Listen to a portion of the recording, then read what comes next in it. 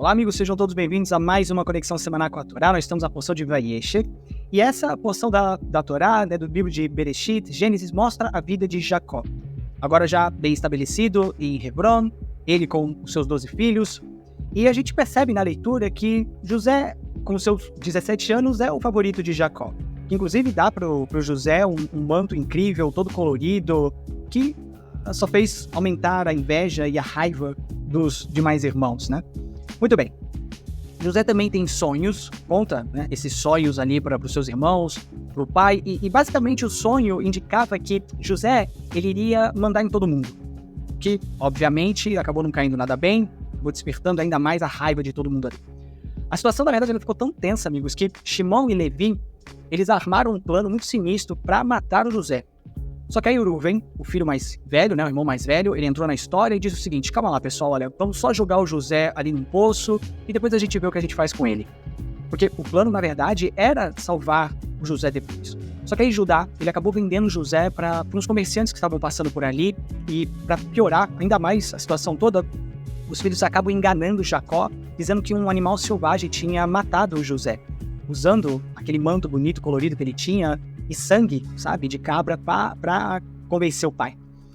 Muito bem, enquanto isso nós temos a história de Judá, que depois de perder 2 filhos, ele acaba sendo enganado por Tamar, a sua nora. Ela, né, se disfarça, ela seduz o próprio sogro e acaba ficando grávida dele. E tudo fica mais complicado porque Judá decide puni-la, achando que ela fosse uma prostituta. Só que no final das contas, Judá descobre que ele é o pai dos gêmeos que ela esperava. Muito bem. A história, então, da porção, ela volta para José, que agora está no Egito, e ele é vendido para Potifar, que é nada mais, nada menos que um dos chefões do faraó. E José, que é um cara super conectado com Hashem, né, tudo que ele faz prospera. E muito rápido ele se torna o gerente geral da casa do Potifar. Só que aí tem um problema. A esposa do Potifar queria algo com José. E quando ele não cede, né, às seduções, ela o acusa de tentativa de abuso e o coitado vai parar na cadeia. Só que lá na cadeia ele mostra ter esse talento especial para interpretar sonhos. E ele acaba prevendo o destino de 2 outros prisioneiros, né? O chefe dos copeiros e dos padeiros do faraó. José interpreta corretamente o sonho de ambos, mas mesmo pedindo para o copeiro lembrar dele, ele acaba sendo esquecido e fica lá por mais alguns anos na prisão. E assim, amigos, é a porção dessa semana, cheia de altos e baixos, mostrando, sabe, que a vida de fato pode ser bem imprevisível. Só que, se a gente está conectado com o Criador, mesmo com tantas reviravoltas, de alguma forma, a gente sempre consegue ver o sentido do porquê as coisas acontecem com a gente lá na frente. Então, pessoal, vamos mergulhar na Parashá de Vayeshev e falar um pouco sobre o Yosef e os seus sonhos, que, assim, sacudiram o ambiente familiar. Os irmãos dele meio que zoaram, sabe, tiraram sarro, dizendo algo como: então você vai ser o nosso rei, hahaha. E o Jacó, né, o pai de José, meio que dá uma chamada de atenção nele, mas com aquela sensibilidade de quem sabe que tem muito mais por trás desses sonhos. Nós lemos em Gênesis, no capítulo 37, verso 5, o seguinte, né, o verso que diz assim: qual ele contou aos seus irmãos. E a gente percebe que José, ele sabia que ia causar um rebuliço contando sobre os sonhos dele. Então a pergunta é, por que ele contou? Os comentaristas da Torá, eles nos fornecem algumas pistas. Primeiro, ele era novo, né? Talvez ele não tivesse ali a maturidade para poder entender a situação. Ou ainda, ele queria que os irmãos vissem que não tinha sentido nenhum eles terem raiva, já que José estava predestinado, né, a ser um líder. E tem também a ideia de que, mostrando, né, a eles que no futuro eles iriam depender de José, talvez eles repensassem, né, essa hostilidade toda.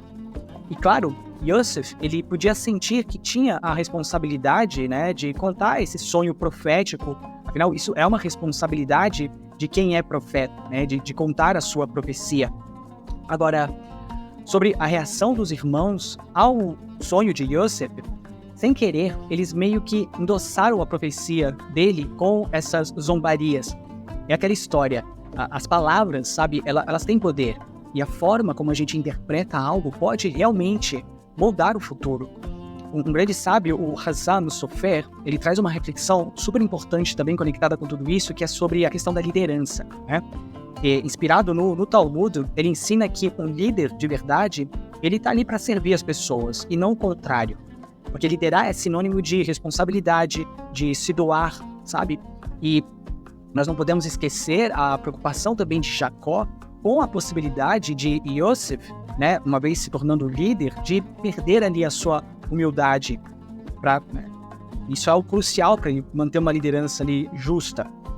Nós vemos também um ensinamento que diz que, sabe, humildade é essencial para qualquer pessoa que deseja ser um bom líder.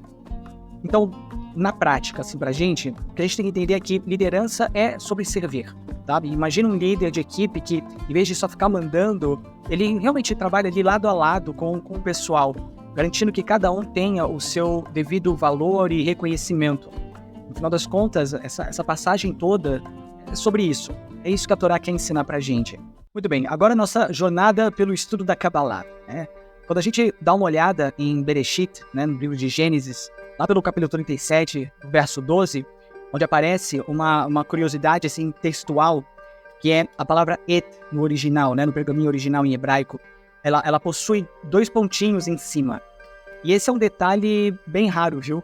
Porque ele só acontece 10 vezes em toda a Torá.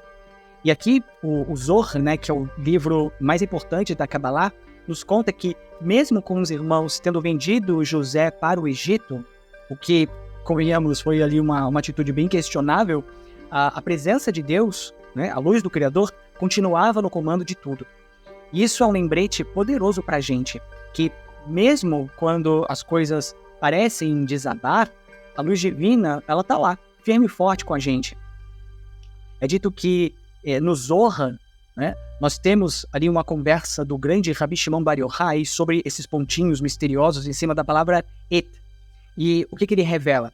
Ele revela que esses pontinhos, na verdade, representam a própria Shekhinah, que é a presença divina, e que ela estava lá com os 10 dos 12 irmãos, enquanto José e Benjamim estavam fora dessa contagem. É como se essa Shekhinah ela estivesse validando a união desses 10 irmãos, pois sempre que 10 israelitas se reúnem, a Shekhinah está presente. E no verso 95 do Zohar Vayeshev, essa discussão ela continua. Por que essa partícula et ela foi destacada? O Rabi Shimon Bar Yochai explica, então, que a Shekhinah, que também é chamada et nesse contexto, ela estava lá com eles. Isso é algo fundamental, sabe, na sabedoria da Kabbalah, que diz que onde quer que tenha um minyan, né, um grupo de 10 homens, a Shekhinah, ela faz questão de marcar presença. Já no verso 96, o Zohar mostra que quando os irmãos venderam Yosef, eles meio que fizeram a Shekhinah cúmplice do segredo deles, jurando que a venda não seria revelada. E até que essa verdade viesse à tona, a Shekhinah, ela meio que se afastou de Jacob. Então, o que a gente aprende com isso? A gente aprende que a Shekhinah, a presença divina, ela não é algo distante. Ela está conosco o tempo todo, nas nossas ações do dia a dia, nas decisões que a gente toma, e reconhecer isso nos faz ser mais responsáveis, mais conscientes do nosso papel diante do que é sagrado.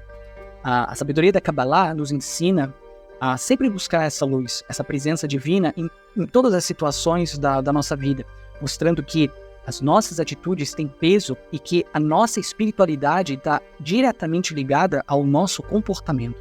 E, assim, para dar um exemplo disso, imagina um grupo de amigos que se junta para planejar algo para o bem da comunidade.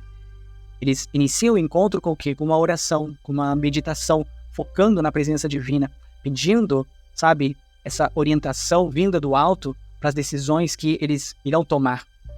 Porque eles acreditam que assim, tudo que decidirem vai acabar refletindo a sabedoria do Criador, a compaixão que vem dessa conexão com a luz.